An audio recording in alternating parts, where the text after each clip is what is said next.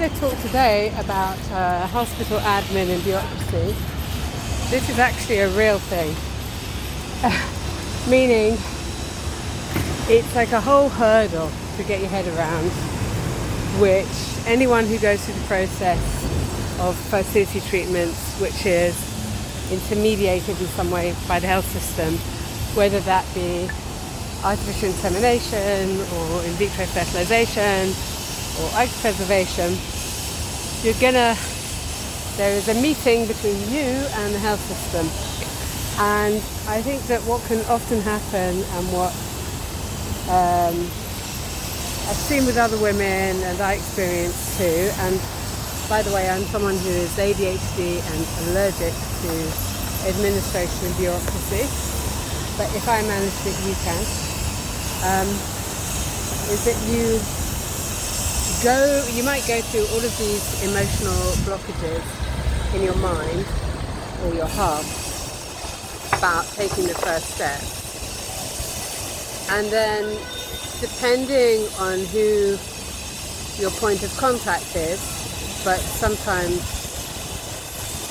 it doesn't matter who your point of contact is, you take the big step and you make the phone call, and maybe you imagine that once you've taken the decision and made the phone call to make the first appointment, it's going to be lovely. And it isn't always. It can, from my own experience, which is voluminous, it depends greatly on lots of different variables. It could depend on whether you go private or public medicine, although private medicine isn't necessarily friendlier. It also depends on you, on your sensitivity.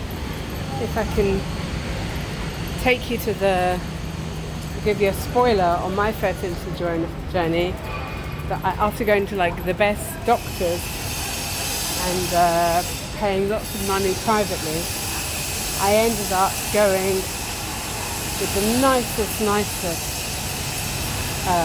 gynecologist on the public health system, and that's the time I got pregnant, which made me see the whole knowledge and expertise of fertility specialists a different way. I'm not saying that because I saw him on public health that it's less good than private health, but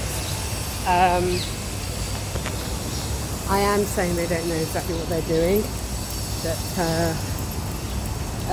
women, well, I'll go into that in another post, I think, but my point is that you might make a phone call to a hospital and speak to an unhelpful receptionist. You might make the decision, and in your mind, once you've made the decision, everything's going to go ahead tomorrow, and you'll find out that there's a 5-month waiting list to get a place. You might make a phone call and they send you back a million forms to fill in with all the tests that you have to do, and then in order to get the smear, in order to get the breast examination, in order to get XYZ, you have to go through a million different runarounds before you can start. So it's important to know that might be what's happening, and to prepare yourself mentally for it, and then it won't be that bad. What would be such a pity would be to gird yourself, make a decision that you're going to take your fertility into your own hands, you're going to preserve eggs or whatever, and then delay it for a year because you made one phone call and they said there was a long waiting list, and you used that as an excuse not to put yourself on the waiting list because it was too long.